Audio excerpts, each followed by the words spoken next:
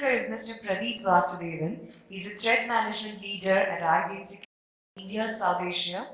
Mr. Pradeep comes with over 19 years of experience, most of them in the information technology and many in the cybersecurity domain.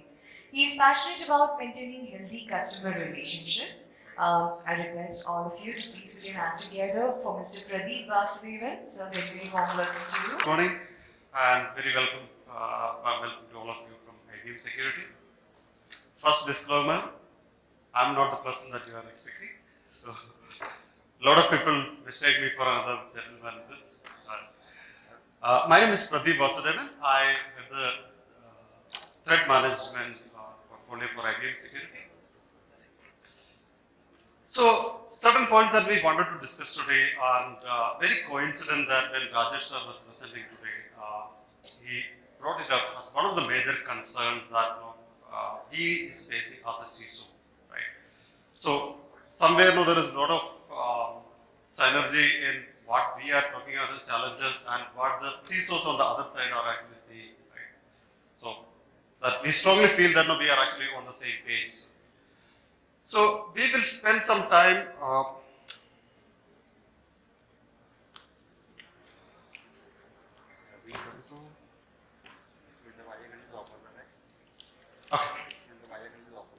see, this is the common problem that we have been discussing, like from the keynote and even when Rajesh sir and other dignitaries was talking, like same issues that is being faced by everyone, right?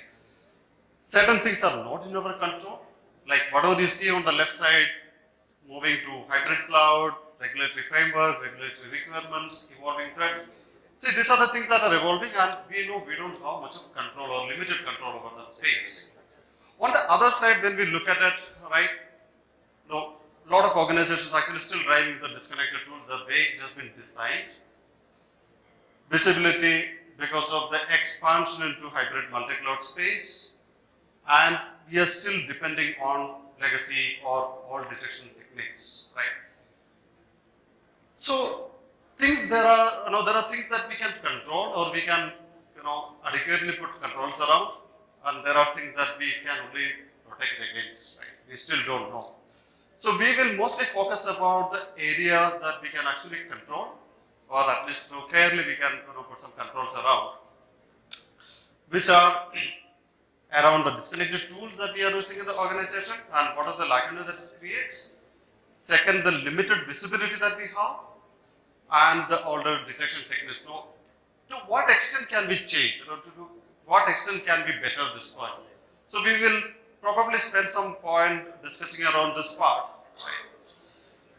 Now you'll see, every organization that we are talking to on a daily basis have more or less the same kind of problem, right? How do we modernize? How do we get it better? Right? So three aspects. Basically a three-pronged approach that we are talking about. Primarily eliminating the siloed approach, right? Which means increasing the visibility. We'll come to that part separately, right?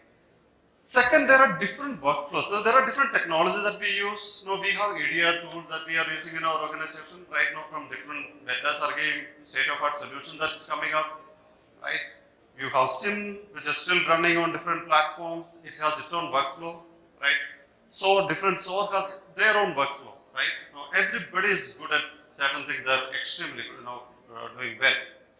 And there are multiple other tools. Everything has its own several workflows, right? Now, how do we have a unified workflow across the different technologies? Major challenge, right? Third, this is something that we have been talking, right? We are talking about automation everywhere, like, not taking a company name, but there is automation everywhere, right? So the idea is to leave machine to do what machine can do. I'll come to that part in little detail. So three aspects. So first when we talk about visibility, right? Let's look at it in two different aspects of visibility. One, as an organization, what we have visibility about our infrastructure, right? What is the visibility that we have around our infra, our users, our application database, endpoints. That's how we see what is there in our organization, our enterprise, right? let's look at it from the other side. Okay, look at our organization as an outsider view, as an attacker's view, right? So that is when the external attack surface management becomes so critical. So this is something very coincidentally Rajesh sir was also bringing up. Like, external attack surface management becomes so critical that we know what is our organization, know how it looks like, but do we know what outsiders see this, right? As an attacker, what kind of visibility they have, what are the areas of interest for them, right? Which are the areas that they think, right, can be exploited? Do we have that visibility? So this actually bring in a certain amount of visibility into which are the areas that I have to prioritize, right? So external attack surface management, bringing that visibility on a seamless basis into your detection and response framework, right, becomes of utmost importance. Second part, we will come to the EASM part later. Now this is actually an emerging trend where Gartner also highlighted this very recently. This is one of the areas, the external attack surface management has become one of the key areas which are pretty critical for a lot of organizations, right? Second, kind of a post-exploit, I don't really want to use the word post-exploit, is how do we detect and respond, right? One is about getting the external view. Second, once you, with whatever cues that you have, right, how do you detect them and respond? And that's when the word, or that's when the keyword that little overused, the word of EDR coming in, or XDR, extended detection and response coming in. So this is something that most of you are very familiar with. This is a Gartner framework they have put in as SOC visibility triad, right? So when we talk about detection and response, we primarily look at three areas, right? We are looking at our 𝗓𝗵 and 𝗬𝗑, which is continuing to be there for maybe the last 20 odd years, and we are expecting that to continue to evolve. We don't see a possibility of this going away because it gives a lot of visibility into events, into your user base, their activities, their risk associated, the context of the users, the activities. So while it evolves, it's going to be there. Second, EDR, right? Especially because of the emerging advanced malware threat, right? This is going to be one of the critical areas on the endpoint detection and response. There are a lot of technologies, there are a lot of solutions, a lot of OEMs actually working very hard on this space, and it's continuing to be there. So you get the visibility on the user and the events part, you get the visibility on the endpoint. Third, and the most important part of the triad is the network detection and response. So this is one area which has been there for the last 15 odd years, which evolved from a network security, which is giving, then it became network behavior anomaly detection. And we are more and more talking about detection and response, right? Now, why this is important, or why this is gaining more importance on the network detection and response is, if you see, on a technical front, if you go back, most of the advanced malware that we see probably in the last 18 months, right? If you go back to the engineering side of that, none of them leaves any traces in the system, right? Which means by default, the basic algorithms are designed to remove all the logs, all the traces. They are smarter, right? It's a continuous evolution. So network traffic is one place you cannot hide, right? Typically they say network cannot lie, or traffic cannot lie. So this is one space at the last level. If you can detect at the network level, network traffic level, deep packet inspection, we should be able to cover the detection part to a great extent. So we are looking at three areas: endpoint detection and response, network, as well as SIEM and users. Now, just step back now, what we are talking about, the why external attack surface management becomes super critical is that, so this is something that has been published in the later part of 2021. around nearly 70%, which means 7 out of 10 breaches has been, or compromises, has been through an unknown asset. Right? It's an unknown asset. There are cases where the POC or a UAT system which was exposed. So typically, I mean, you look at any organization, we don't put the same kind of controls on the UAT environment because it's supposed to be UAT, it's supposed to be a POC environment. What happens to that particular server or the device after POC? We leave it to the garage, right? It gets exposed. And I'll come to this a little detail. So if you look at it, right? See, these are the asset base of any organization. Take it like, look at it like this. So there are 3 buckets, I would say. So we know what is exposed, what is unexposed, right? We know, we have a fair idea about what are the things which has all the controls in place. Second, we also know there are certain things which are exposed, right? So we have the visibility at that level. Now the challenge is that there are systems where we don't know whether it's exposed or not, or we don't even know whether it's exposed, right? So that's an unknown thing, right, which exists, we don't know whether it exists, right? Now, this is an area which is of utmost interest to an external attacker, right? While we don't get the same kind of visibility, the adversary is actually looking for only this space, right? Now the question is, can we get the same visibility that an attacker has on my infrastructure or on my perimeter, the applications that I use, the social media accounts that I have, or I have put certain cases like XD buckets, some of the test and development environment that we use and leave it open. Unfortunately, if it's on the cloud, right, you know how much of risk it can cause. Because it doesn't come into our asset base most of the time. And we may not put the same kind of security controls on the UAT systems. Zombie systems that nobody owns, right? And untracked mergers and acquisitions. So there are cases which have been reported, like smaller companies that have been acquired are not expected to have the same kind of control framework that you have, right? It takes a lot of time, in IBM parlance we call it as blue wash. Like, it takes some time for putting the same kind of controls on the subsidiary or the acquired company, right? So those, by the time you put the same kind of control, is it exposing something? Is it becoming one of the role? So these are the areas that actually the attacker is looking for, like the unknowns and the exposed systems.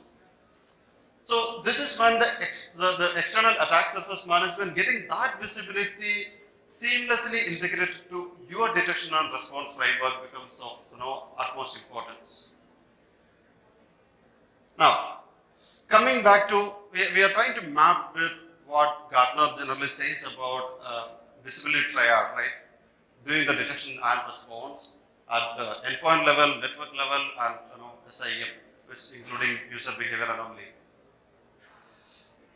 So when we talk about extended detection and response, right? What are the components that we have? We already discussed about the 3 parts, right? EDR, NDR, and SIEM. Orchestration and automation, right? While all of us knew that you must be using it to a certain extent, right? This is also continuously evolving on one part, right? The fundamental idea is to give machine to do what machine can do, right? To a great extent. One, fundamentally to reduce the kind of fatigue that we will have, the analyst team will have going through the manual task, and to a certain extent, automating to reduce the response time. One of the most critical thing is getting the right kind of threat intelligence at the right time, right? Now, when we are talking about threat intelligence, there are a lot of advanced threat intelligence systems that are available. Now, the question is it curated to your environment, your industry, your geography, right?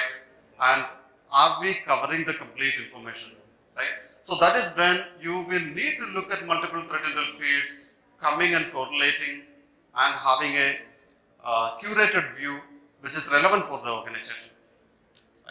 While these 3-4 components are critical when we talk about extending your detection and response framework, one of the most important part, right, is how much of AI and ML can be utilized, can be leveraged, right? Now, this is something that we have been talking for a long time, right? Every organization is working towards this. So to a great extent, there are solutions that are actually capable to reduce the manual set of activities, right? We will come to that point. So we are talking about now EDR or an XDR as not as a product, which is actually talking about one product getting renamed and adding some components and saying calling it as XDR. We are talking about a unification of so many other technologies working together as XDR. We are not talking about a single product, right? So the way we look at it, I'll come to this part, we are not talking about a product again, right? The philosophy behind XDR are of basically three things. One, it is a connected approach.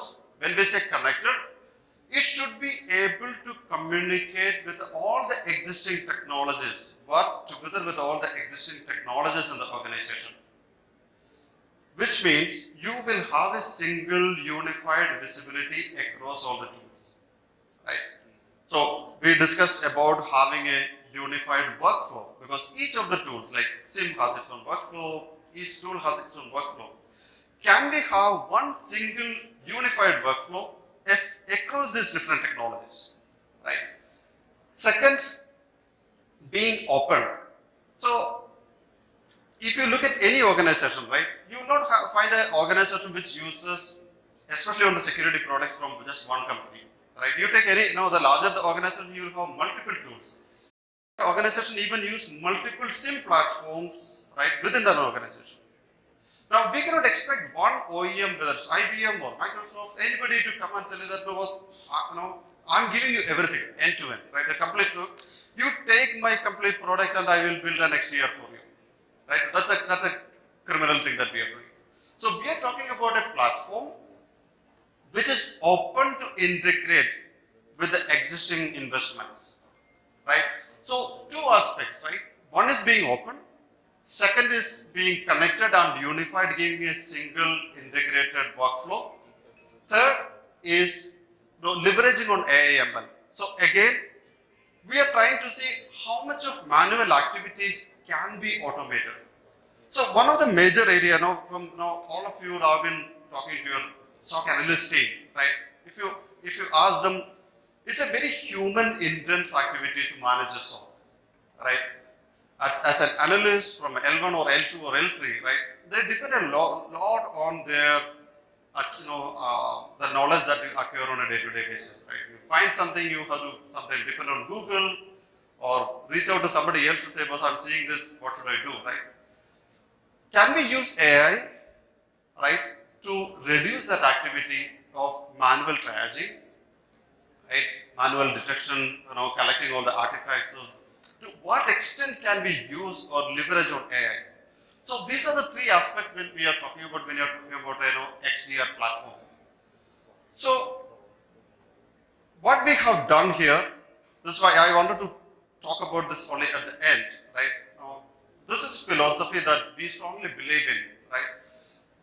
You look at every organization, right? You will be using one of these. Like, I coming from IBM, we are present in some of the spaces, but we are not talking about IBM product coming and working together, and creating a single integrated framework for you.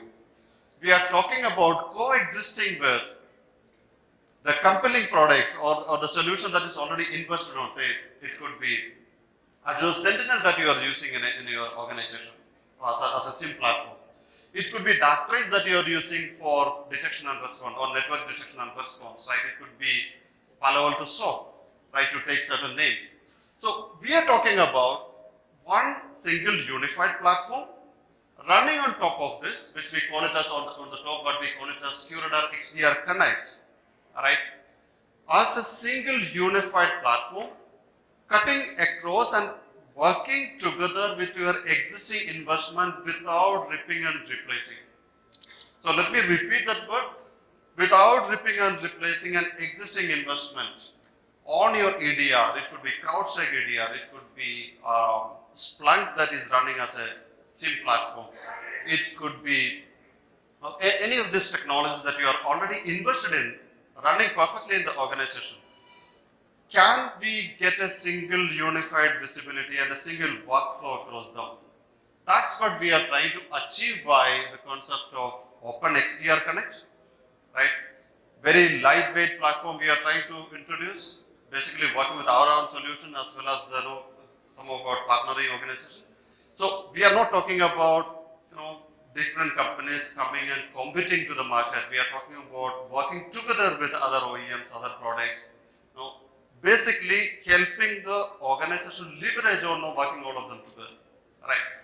So before I conclude, one last word, we were talking about the bringing the attacker's perspective seamlessly into your detection and response platform, right? So this is actually our latest acquisition in this space. Andur is an external attack surface management and continuous red teaming. So this is something, I just wanted to do this acquisition we announced a month back, where this provides continuous red teaming as well as the external attack surface management, which is basically bringing in that attacker's perspective into your environment, right? You will be able to prioritize what are the interest areas for the attacker, right? And focus on those areas. So, concluding here, thank you so much for your time, right? If there is questions, I can take it or we can discuss it offline. Thank you, sir. Thank you so much. Thank you so much.